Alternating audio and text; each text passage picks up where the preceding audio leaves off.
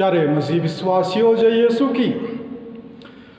बीमार रहने के कारण मैं प्रतिदिन बाइबल पाठ और चिंतन को कुछ दिनों के लिए बंद किया था।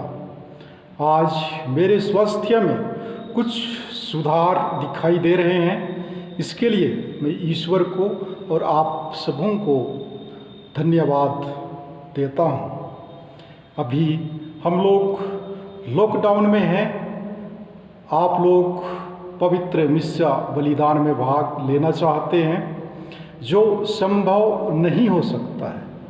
इस अवस्था में बहुत सारे लोग ऑनलाइन मिस्सा अटेंड करते हैं।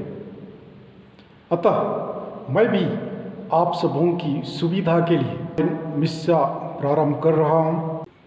मैं जानता हूँ कि आप सब भी अपने परिवार के साथ, कई ऐसे चैनल हैं, कई ऐसे डायसिस के द्वारा ऑनलाइन मिस्सा चलाया जाता है, उसमें आप अपने परिवार के साथ भाग लेते हैं और उसका लाभ उठाते हैं। मैं भी आपकी सुविधा के लिए कोशिश कर रहा हूँ। कृपया यदि ये मेरा वीडियो या मेरा ऑनलाइन मिस्सा यदि आपको अच्छा लगता है, आपकी आध्यात्मिकता को मजबूत बनाने में या फिर विनती प्रार्थना करने में यदि मेरा वीडियो आपको सहयोग प्रदान करता है, तो मेरा आपसे अनुरोध है, कृपया मेरे वीडियो को शेयर ज़रूर करें। अपने दोस्तों में, अपने रिश्तेदारों में, सगे संबंधियों के बीच शेयर ज़रूर करें, ताकि अधिक से अधिक लोग इस लॉकडाउन के समय में जो मिस्सा बलिदान में भाग नहीं ले सकते हैं, वे रविवार ये मिस्सा बलिदान को ऑनलाइन के रूप में अटेंड करें और अपने जीवन को प्रभु के वचनों के अनुसार ढालने की कोशिश करें। धन्यवाद। तो आइए हम आज के अर्थात पास्का के 5वां रविवार के मिस्सा बलिदान में भाग लें। धन्यवाद।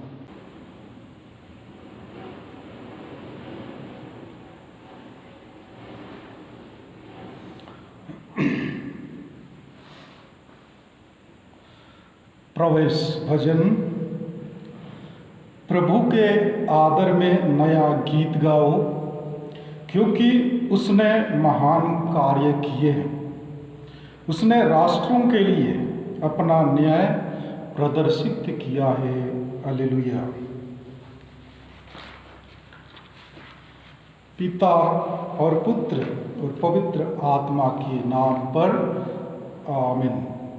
हमारे प्रभु यीशु ख्रिस्त की कृपा, ईश्वर का प्रेम और पवित्र आत्मा का साहचर्य आप सबको प्राप्त हो और आपकी आत्मा के साथ भी। ख्रिस्त में प्यारे मसीही भाइयों एवं बहनों, जय यीशु की। पुनर्जीवित प्रभु यीशु ख्रिस्त के नाम पर मैं आज के पवित्र यूखरिस्तीय समारोह में आपका स्वागत करता हूँ। सबसे पहले मैं सर्वशक्तिमान शाश्वत ईश्वर को धन्यवाद अदा करता हूँ, क्योंकि उनकी आशीष एवं कृपाओं के द्वारा मैं सुस्वस्थ हो चुका हूँ। यद्यपि अभी भी मेरे शरीर में मलेरिया के लक्षण समाप्त नहीं हुए हैं, लेकिन मैं विश्वास करता हूँ कि अब्बा पिता मुझे पूर्ण स्वास्थ्य लाभ प्रदान करेंगे, ताकि मैं भला चंगा होकर उनके द्वारा सौंपे गए मिशन कार्य को आगे बढ़ाने में सक्षम हो सकूं। साथ ही साथ मैं तरवा हॉस्पिटल के दोनों डॉक्टरों एवं वहां कार्यरत सभी नर्सों के प्रति आभार व्यक्त करता हूं, जो मेरी चंगाई के लिए हमेशा अब्बा पिता के पास प्रार्थना करते रहे।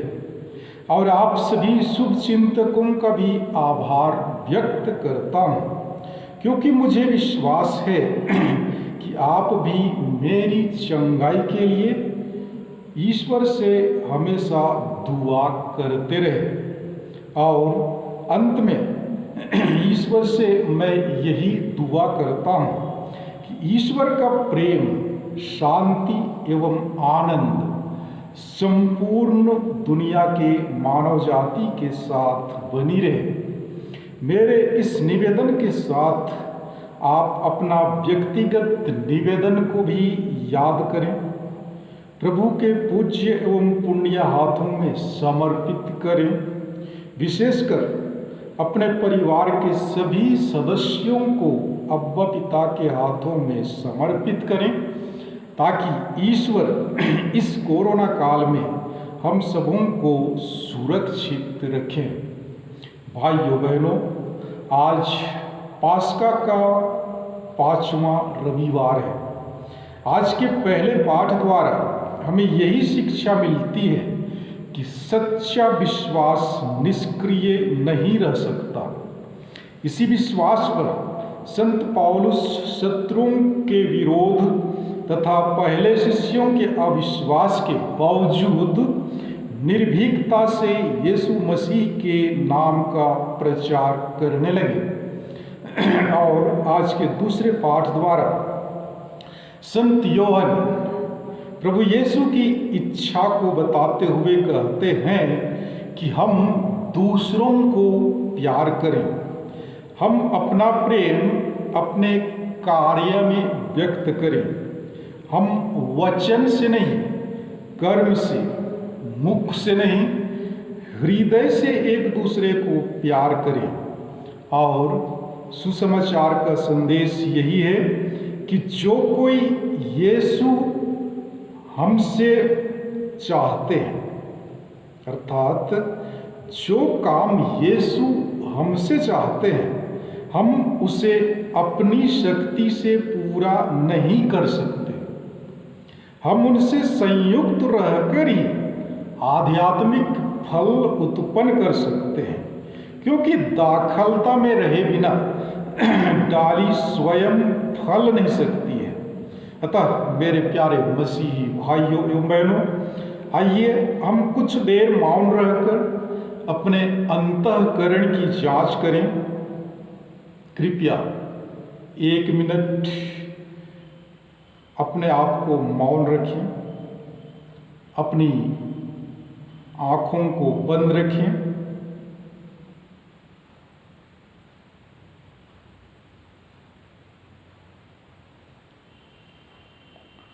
हम अपने आप से सवाल करें कि क्या मैं प्रभु से जो दाखलता है जुड़ा हुआ हूँ?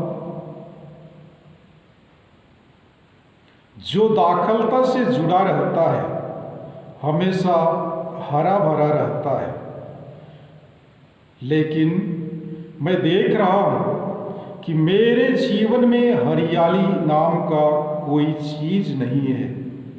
क्यों? तो आइए हम अपने सभी छोटे बड़े कमजोरियों के लिए एवं पापों के लिए प्रभु से क्षमा की याचना करें, ताकि हम इस पवित्र यूखरिस्ती समारोह में योग्य रीति से भाग ले सकें।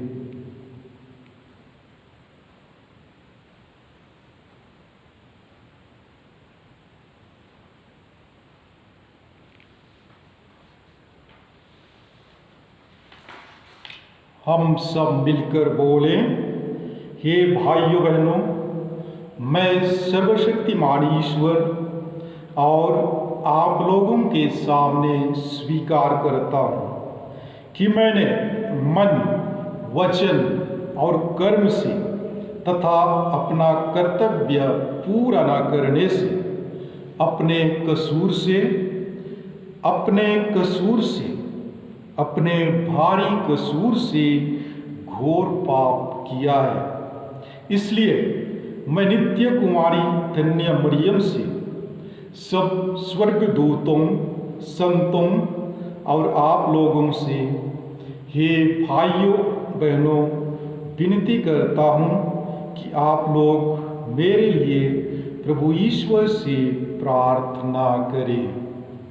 सर्वशक्तिमान ईश्वर हम लोगों पर दया करें और हमारे पाप क्षमा कर हमें अनंत जीवन प्रदान करे। आमीन। तू पश्चाताप करने वालों को क्षमा प्रदान करने आया है, हे प्रभु दया कर। तू पापियों को बुलाने आया है, हे ख्रिस्त दया कर। तू पिता के दाहिने विराजमान होकर हमारे लिए प्रार्थना करता है, हे प्रभु दया कर। हम प्रार्थना करें।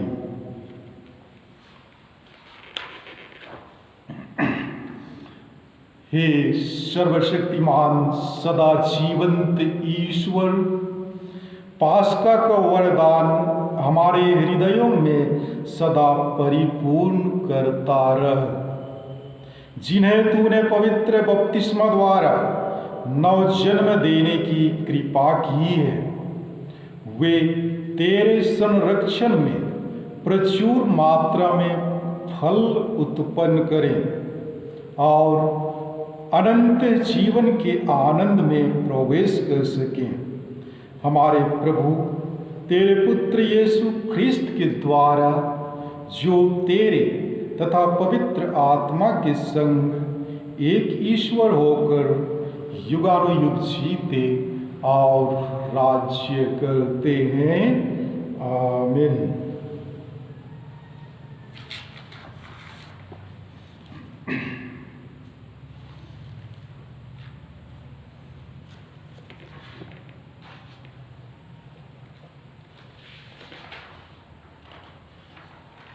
आज का पहला पाठ प्रेरित चरित्र अध्याय 9 पद संख्याएं 26 से 31 तक से लिया गया है। पाठ का मूल वाक्य है, उसने उन्हें बता दिया कि उसने मार्ग में प्रभु को देखा है। पौलुस यरूशलेम पहुंचा और शिष्यों के समुदाय में सम्मिलित हो जाने की कोशिश करने लगा, किंतु वे सब उससे डरते थे, क्योंकि उन्हें विश्वास नहीं हो रहा था कि वह सचमुच यीशु का शिष्य हो गया है।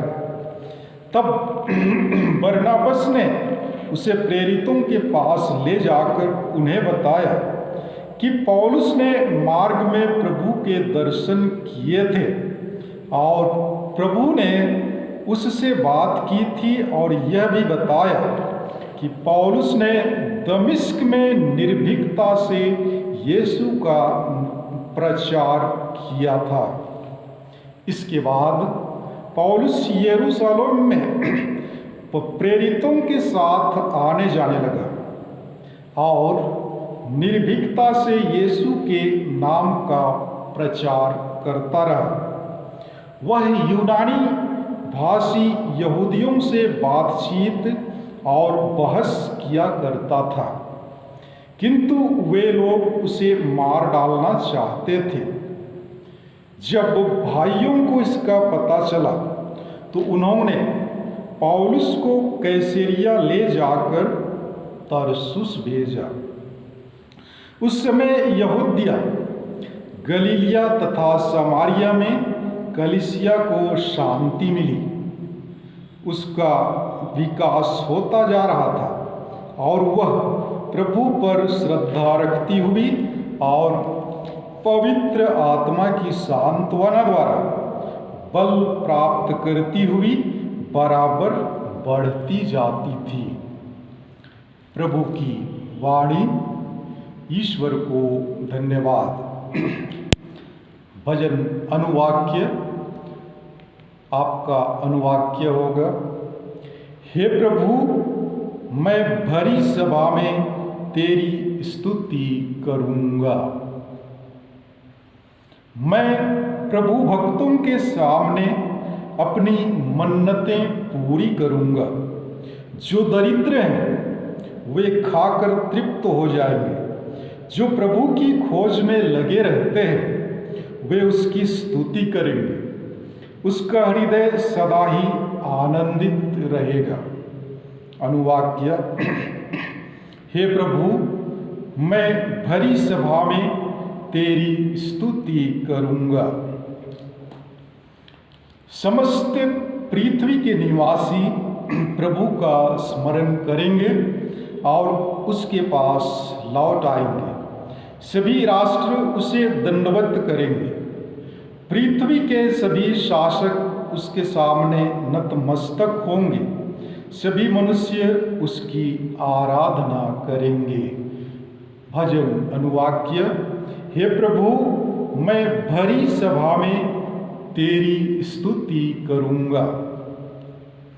मैं उसके लिए जीता रहूँगा और मेरा वंश उसकी सेवा करता रहेगा।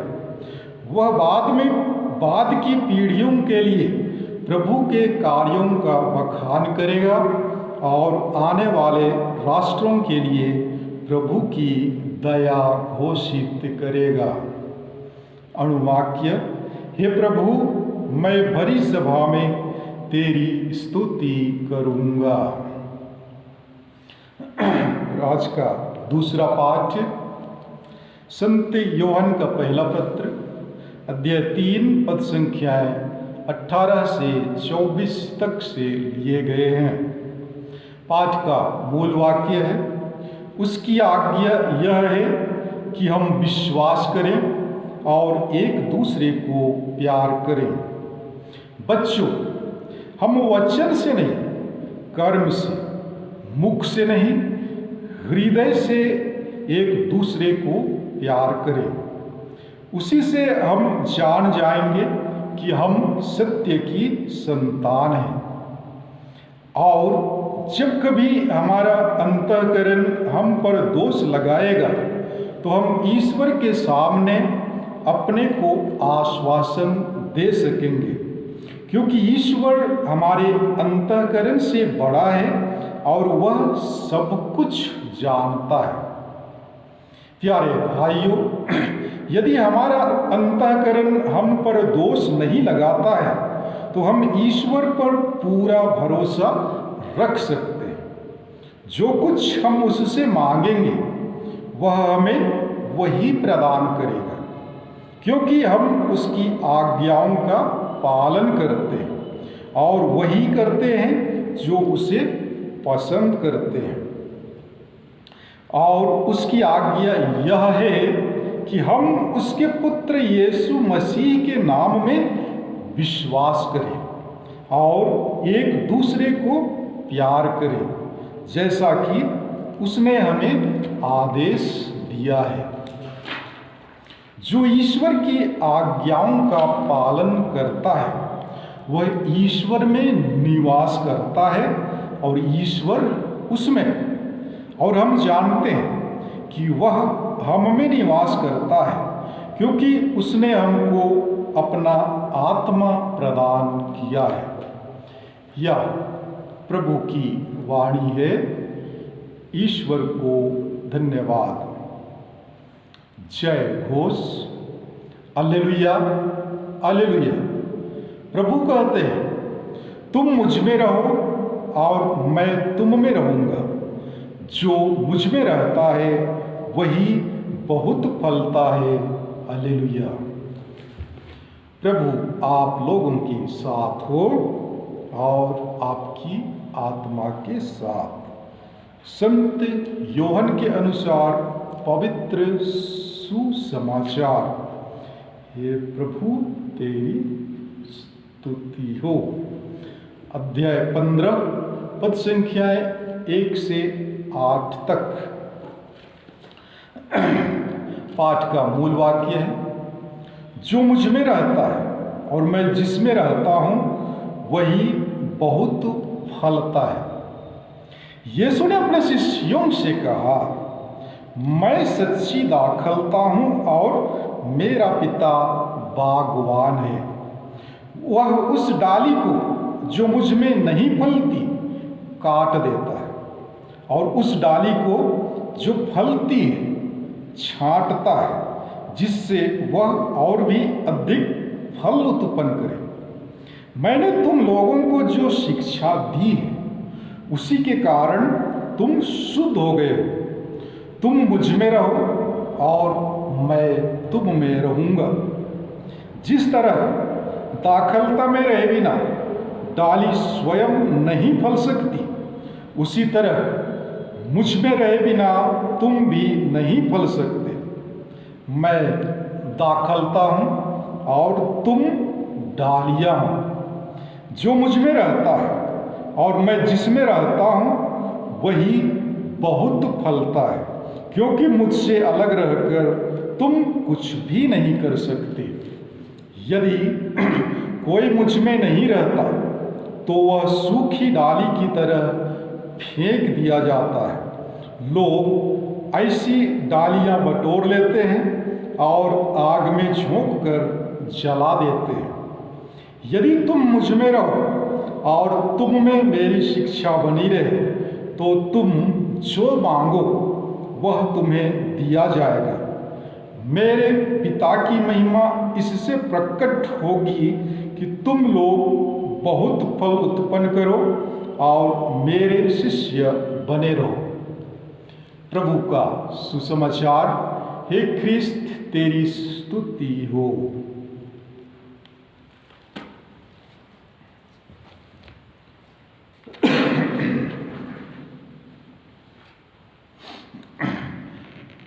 प्यारे मसीह विश्वासियों, आज के सुसमाचार पाठ द्वारा प्रभु यीशु अपने प्यारे शिष्यों से कहते हैं कि मैं दाखलता हूँ और तुम डालियाँ हो। जो मुझ में रहता है और मैं जिसमें रहता हूँ वही बहुत फलता है।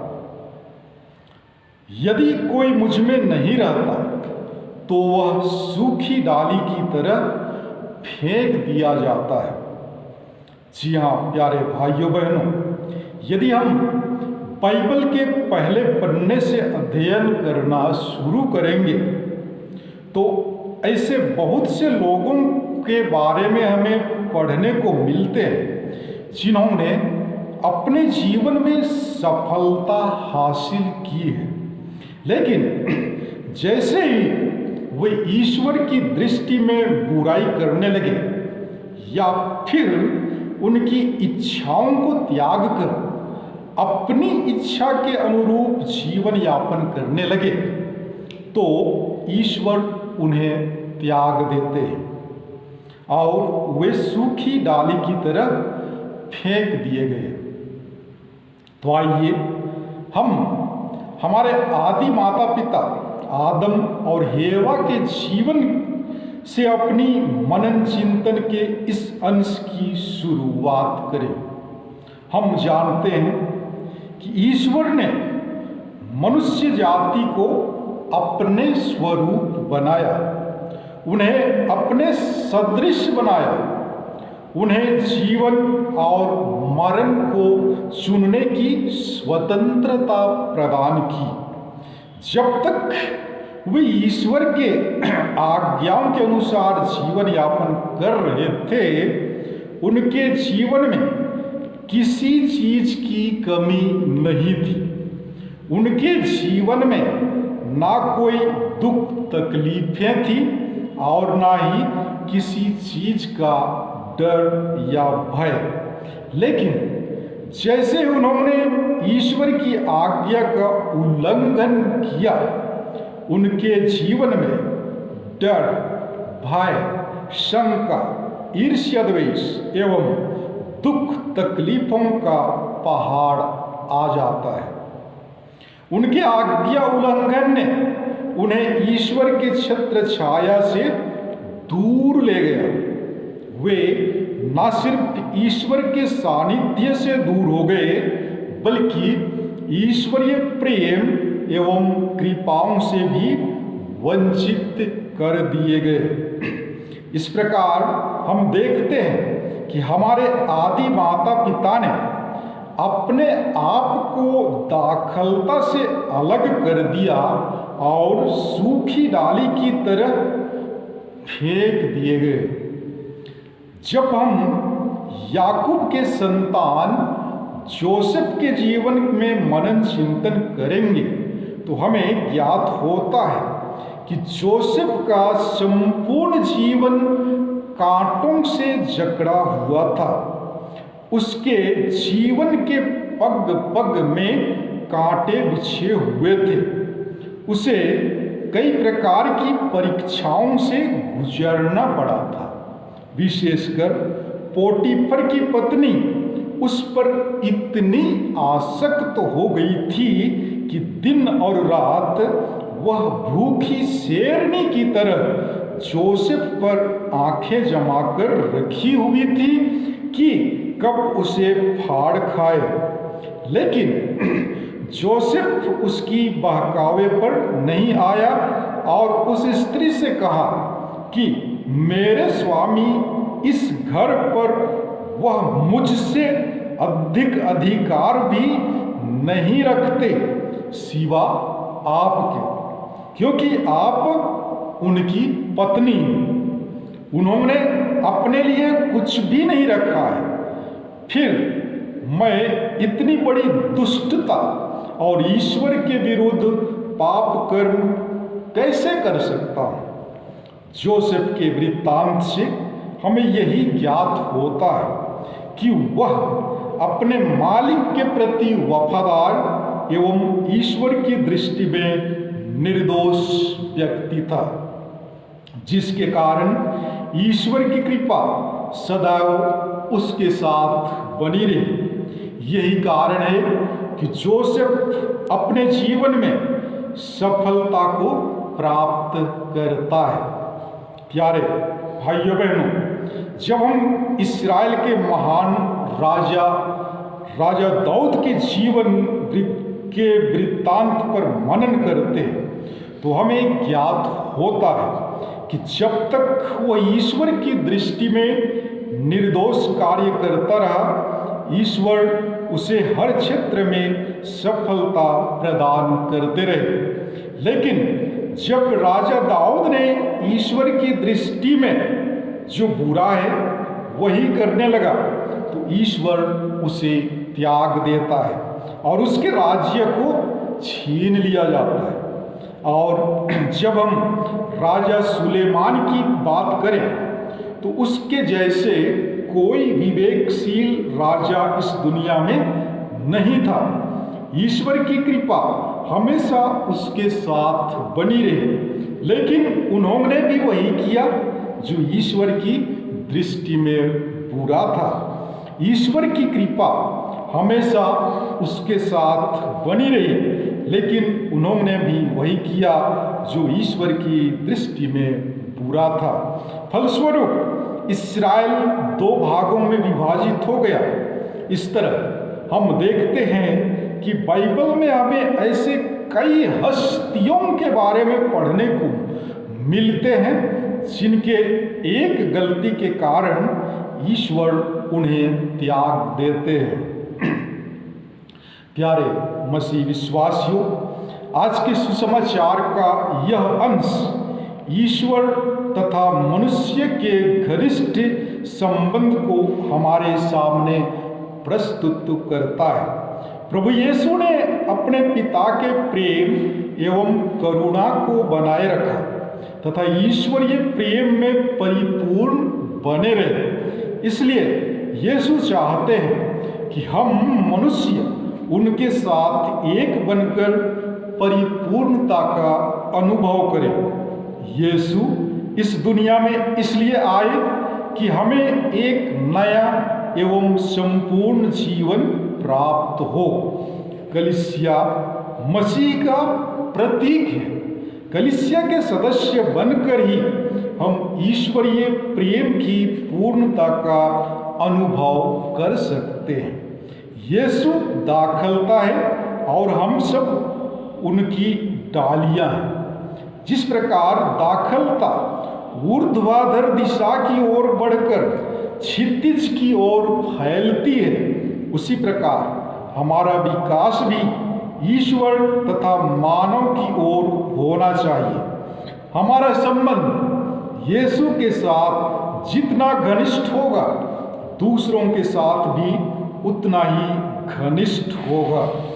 यहाँ भेदभाव, छुआछूत और स्वार्थ नहीं होगा। कोई भी एक दूसरे को शत्रु नहीं समझेगा, बल्कि एकता और समानता का राज्य होगा।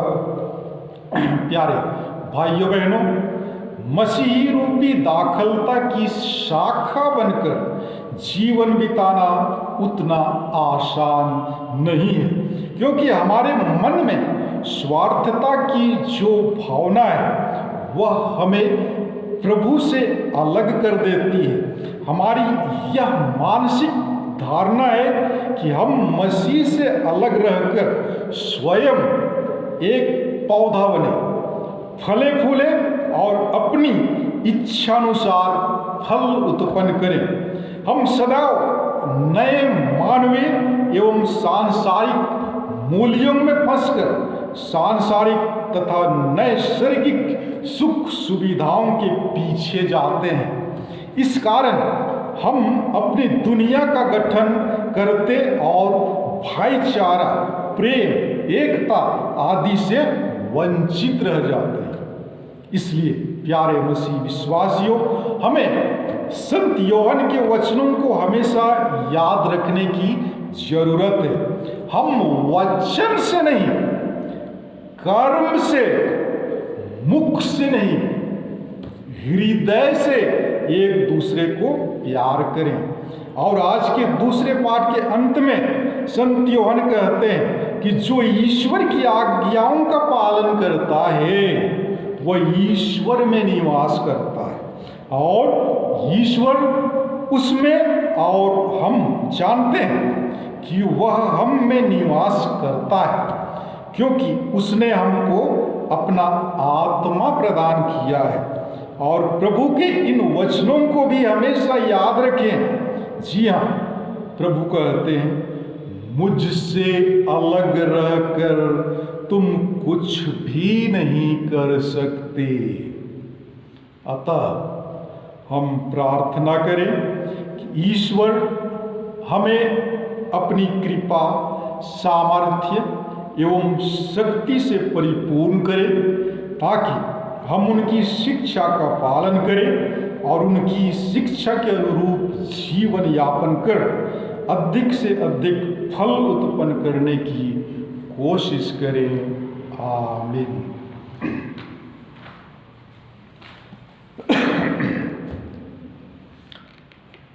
आइए हम अपना विश्वास प्रकट करें।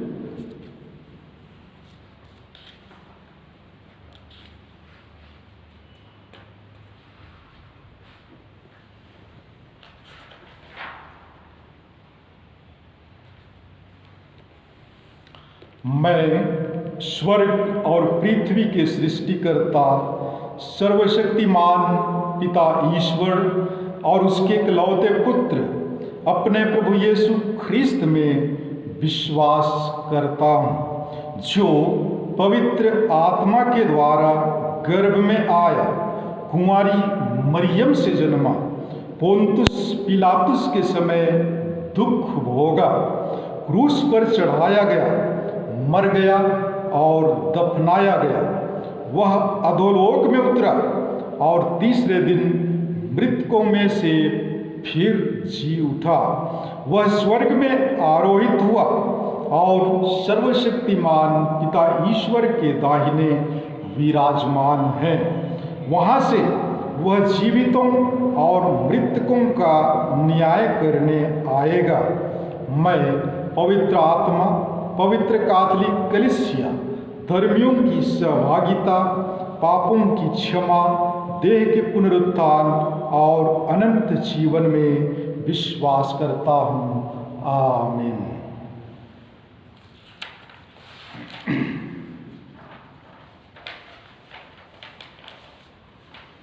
प्रिय भाइयों बहनों, यीशु ने स्वयं को एक सच्ची दाखलता कहा है।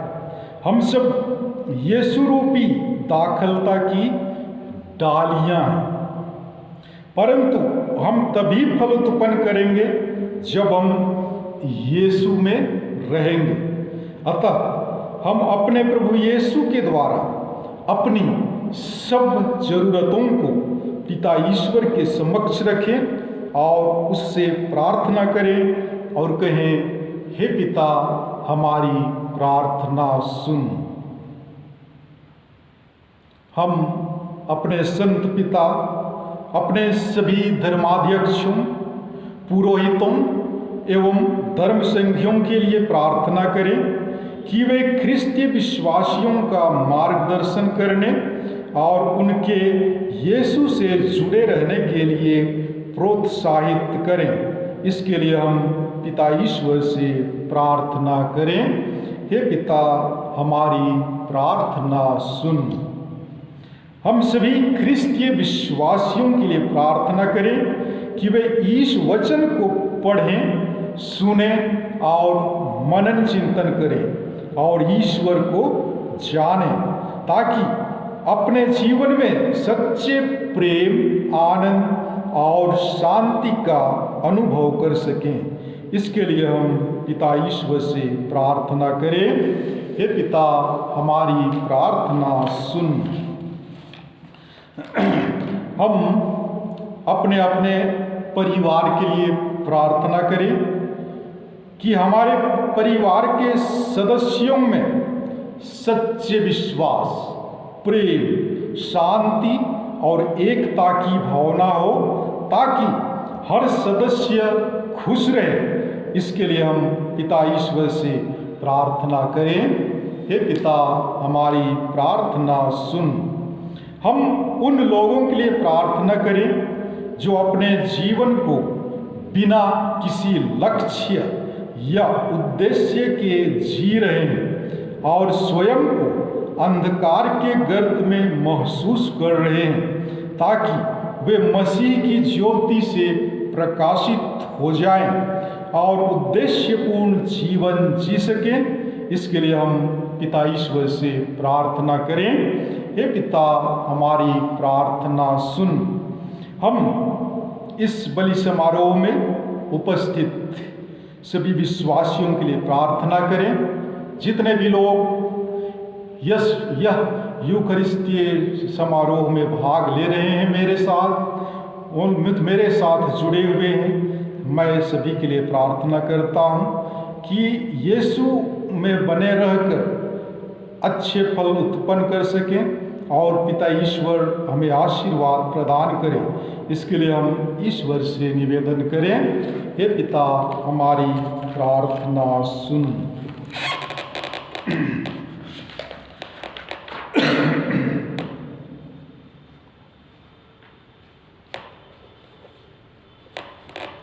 हम उन सब के लिए प्रभु से प्रार्थना करें जो समर्पित जीवन जीते हैं। ईश्वर की सहायता से वे अपने संकल्प में दृढ़ बने रहें। इसके लिए हम निवेदन करें, हे पिता, हमारी प्रार्थना सुन। हम राष्ट्रों के बीच शांति के लिए प्रभु से प्रार्थना करें कि सब प्रकार के विक्षोभ से मुक्त होकर सब लोग खुले हृदय से ईश्वर की सेवा कर सकें। इसके लिए हम निवेदन करें, हे पिता, हमारी प्रार्थना सुन। हम बूढ़ापे से लाचार लोगों के लिए प्रभु से प्रार्थना करें कि उनके प्रति हमारा भातृ प्रेम उन्हें बीमारी और अकेलेपन में सांत्वना प्रदान करे। इसके लिए हम निवेदन करें, हे पिता, हमारी प्रार्थना सुन।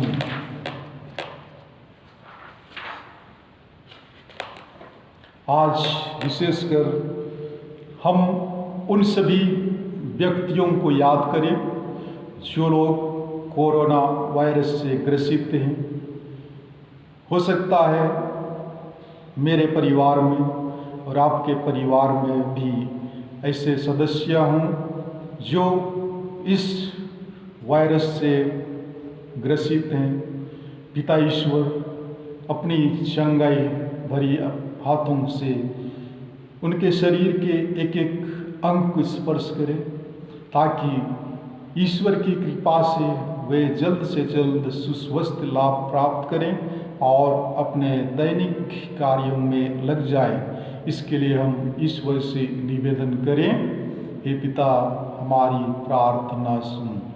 हम ईश्वर से प्रार्थना करें कि ईश्वर जो कि इस स्वर्ग और पृथ्वी के सृष्टि करता है, इस धरती पर और स्वर्ग पर जो कुछ भी है उन्हीं के द्वारा बनाया हुआ है। जो भी उन्होंने बनाया उन्हें उसने अच्छा बताया है। आज संपूर्ण विश्व कोरोना वायरस से तबाही की ओर जा रहा है।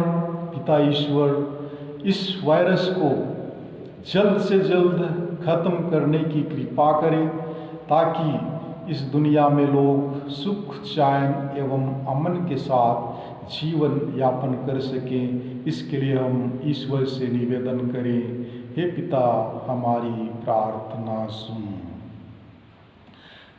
आइए हम कुछ देर मौन रहकर अपने व्यक्तिगत एवं निजी निवेदनों को प्रभु के पावन हाथों पर समर्पित करें।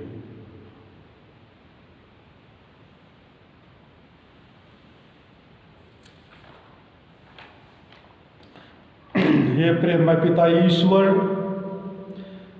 हमें अनमोल वरदान देने के लिए हम तुझे धन्यवाद देते हैं। हमें यह वर दे कि हम सदा तेरे पुत्र यीशु से संयुक्त रहें और वह उचित फल उत्पन्न करें जो अनंत जीवन तक बना रहेगा। हम यह प्रार्थना करते हैं उन्हीं हमारे प्रभु ख्रिस्त के द्वारा, आमीन।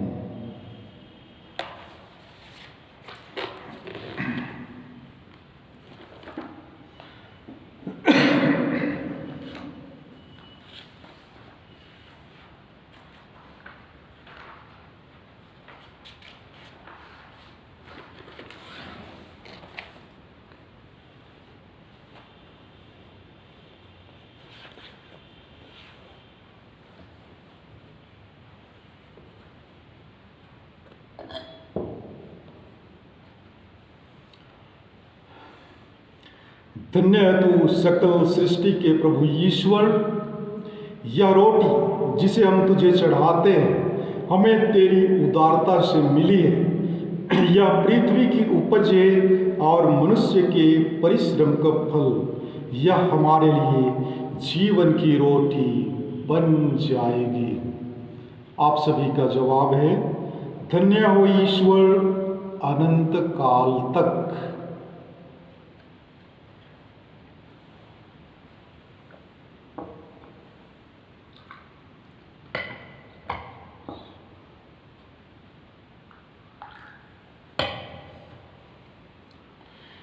धन्य है तू सकल सृष्टि के प्रभु ईश्वर। यह दाखरस जिसे हम तुझे चढ़ाते हैं हमें तेरी उदारता से मिली है। यह दाखलता की उपज है और मनुष्य के परिश्रम का फल। यह हमारे लिए आध्यात्मिक पेय बन जाएगी। धन्य हो ईश्वर अनंत काल तक।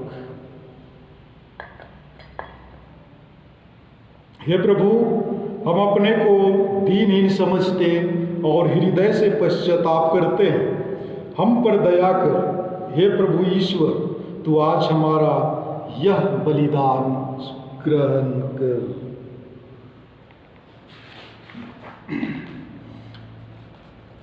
हे प्रभु, मेरा अपराध धो डाल और मुझ पापी को शुद्ध कर।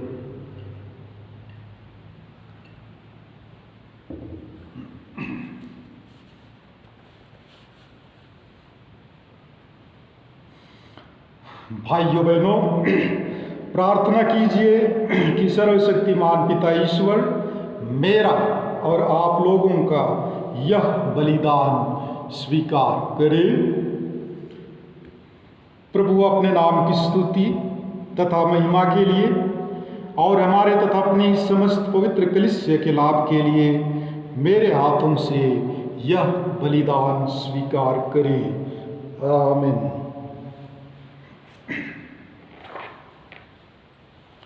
हे ईश्वर, तू इस बलिदान के अद्भुत आदान प्रदान द्वारा हम सबको सर्वोच्च ईश्वरत्व का सहभागी बनाया है।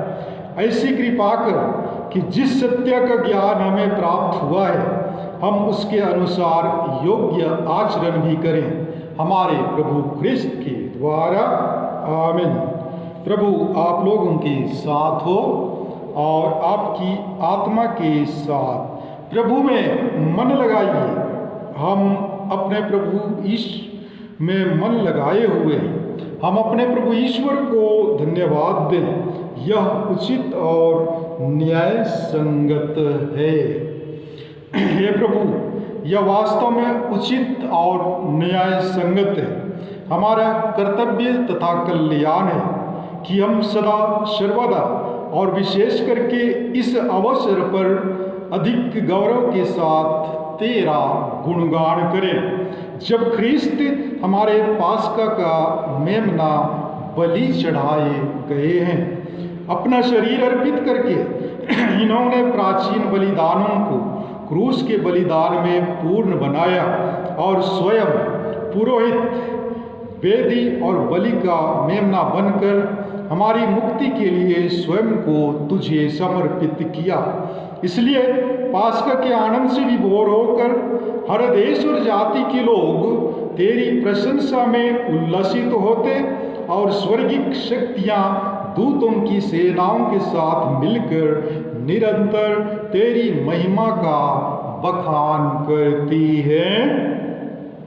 पवित्र पवित्र पवित्र प्रभु विश्वमंडल के ईश्वर, स्वर्ग और पृथ्वी तेरी महिमा से परिपूर्ण है। सर्वोच्च स्वर्ग में होसन्ना। धन्य हुए जो प्रभु के नाम पर आते हैं, सर्वोच्च स्वर्ग में होसन्ना।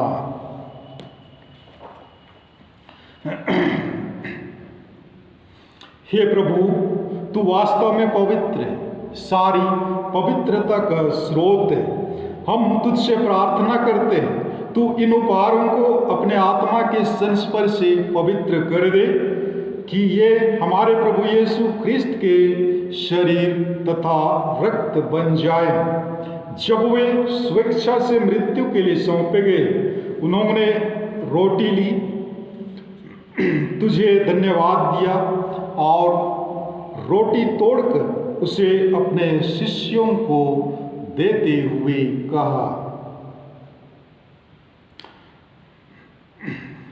तुम सब इसे लो और इसमें से खाओ, क्योंकि यह मेरा शरीर है जो तुम्हारे लिए बलि चढ़ाया जाएगा।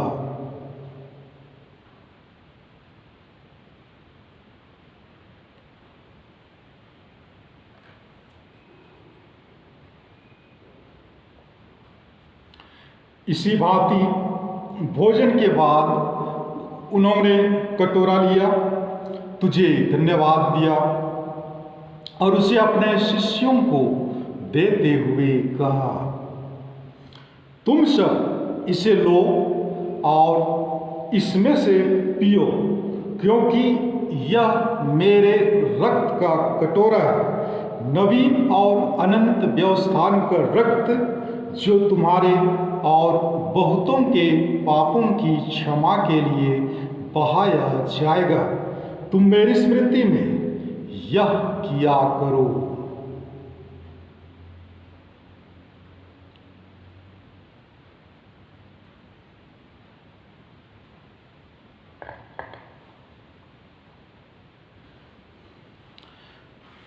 विश्वास का रहस्य। हे प्रभु, हम तेरी मृत्यु और पुनरुत्थान की घोषणा तेरे पुनरागमन तक करते रहेंगे। इसलिए हे प्रभु, हम ख्रिस्त की मृत्यु और पुनरुत्थान की स्मृति में तुझे जीवन की रोटी और मुक्ति का कटोरा चढ़ाते हैं। हम तुझे धन्यवाद देते हैं कि तूने हमें अपने सम्मुख उपस्थित होने और अपनी सेवा करने का सौभाग्य प्रदान किया है। हमारा नम्र निवेदन है कि हम सब ख्रिस्त का शरीर और रक्त ग्रहण करके पवित्र आत्मा के द्वारा एकता के सूत्र में बंधे रहें। हे प्रभु, हमारे संत पिता फ्रांसिस, हमारे धर्माध्यक्ष आनंद जोजो और सभी याजकों के साथ विश्व भर में फैली अपनी कलीसिया की सुधि ले तथा इसे प्रेम में सिद्ध बना दे। हमारे उन भाई बहनों की भी सुधि ले जो पुनरुत्थान की आशा में परलोक सिधार चुके हैं। उन्हें और सभी मृतकों को अपने दर्शन का सौभाग्य प्रदान कर हम सब पर दया दृष्टि डाल कि हम भी अनंत जीवन के सहभागी बने और ईश्वर की माता धन्य कुमारी मरियम, उनके वर धन्य योसेफ, धन्य प्रेरितों तथा सब संतों के साथ जो युग युग में तेरे प्रति विश्वस्त बने रहें, तेरी स्तुति और महिमा कर सकें, तेरे पुत्र यीशु ख्रिस्त के द्वारा। इन्हीं प्रभु ख्रिस्त के द्वारा, इन्हीं के साथ और इन्हीं में हे सर्वशक्तिमान पिता ईश्वर, पवित्र आत्मा के साथ सारा गौरव तथा सम्मान युगानुयुग तेरा ही है। आमीन।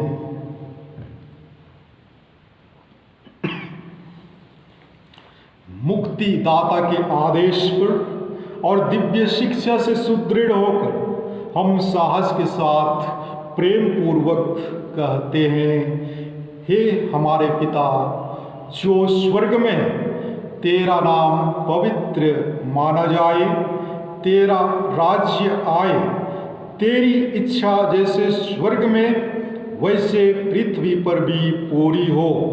हमारा प्रतिदिन का आहार आज हमें दे और हमारे अपराध हमें क्षमा कर, जैसे हम भी अपने अपराधियों को क्षमा करते हैं, और हमें परीक्षा में न डाल परंतु बुराई से बचा।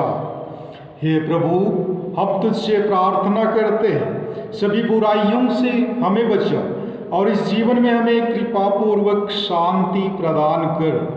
हम तेरी दया से सदा पाप से दूर और हर विपत्ति से सुरक्षित रहें और उस दिन की प्रतीक्षा करते रहें जब हमारे मुक्तिदाता यीशु ख्रिस्त फिर आकर हमारी धन्य आशा पूरी करेंगे, क्योंकि तेरा राज्य, तेरा सामर्थ्य और तेरी महिमा अनंत काल तक बनी रहती है। हे प्रभु यीशु ख्रिस्त, तूने अपने प्रेरितों से कहा है, मैं तुम्हारे लिए शांति छोड़ जाता हूँ, अपनी शांति तुम्हें प्रदान करता हूँ। तू हमारे पापों पर नहीं, अपनी कलीसिया के विश्वास पर दृष्टि डाल और कृपा पूर्वक उसे शांति तथा एकता प्रदान कर। तू युगानुयुग जीता और राज्य करता है। आमीन।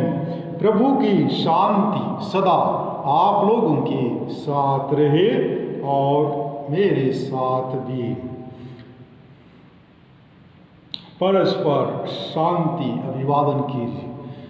जय यीशु, सबों को जय यीशु की।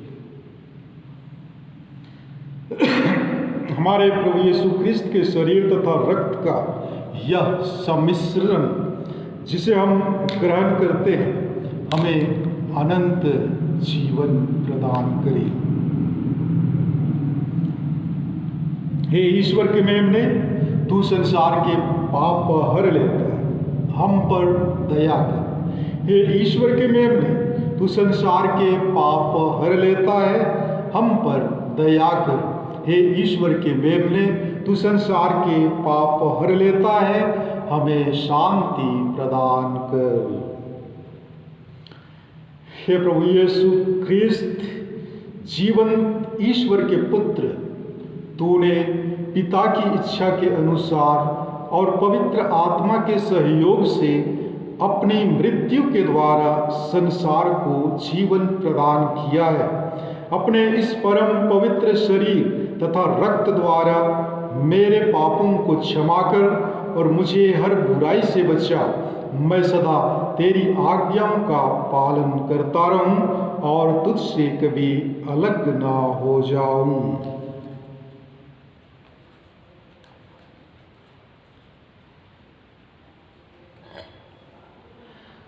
देखिए ईश्वर का मेमना, इन्हें देखिए जो संसार के पाप हर लेते हैं। धन्य हुए जो मेमने के भोज में बुलाए गए हैं। हे प्रभु, मैं इस योग्य नहीं हूं कि तू मेरे यहाँ आए, किंतु एक ही शब्द कह दे और मेरी आत्मा चंगी हो जाएगी।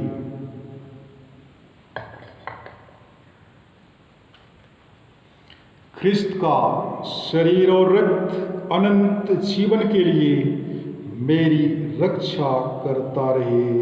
आमीन।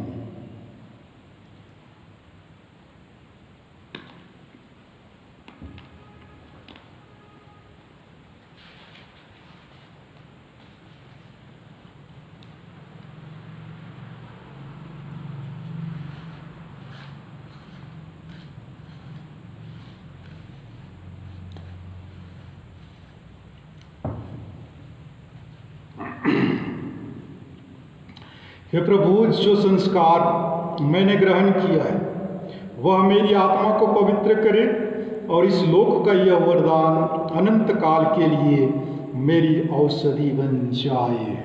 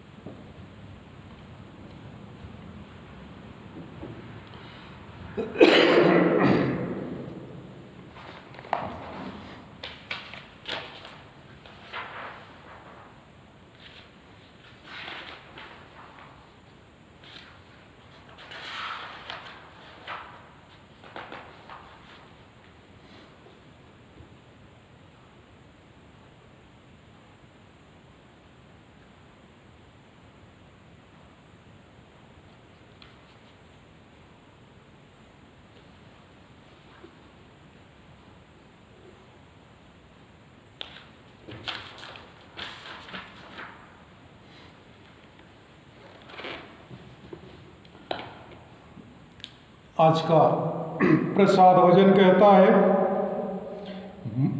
प्रभु कहते हैं, मैं सच्ची दाखलता हूँ और तुम डालियाँ।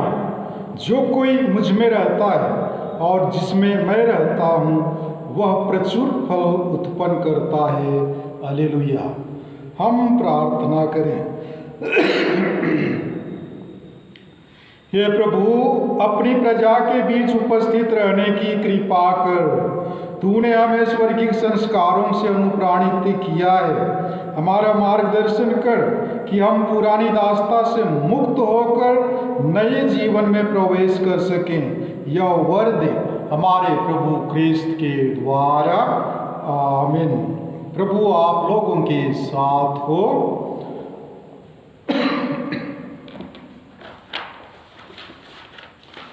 कृपया आशीर्वाद पाने के लिए अपना सिर झुकाएं और सभी प्रार्थना के बाद आमीन का जवाब दें।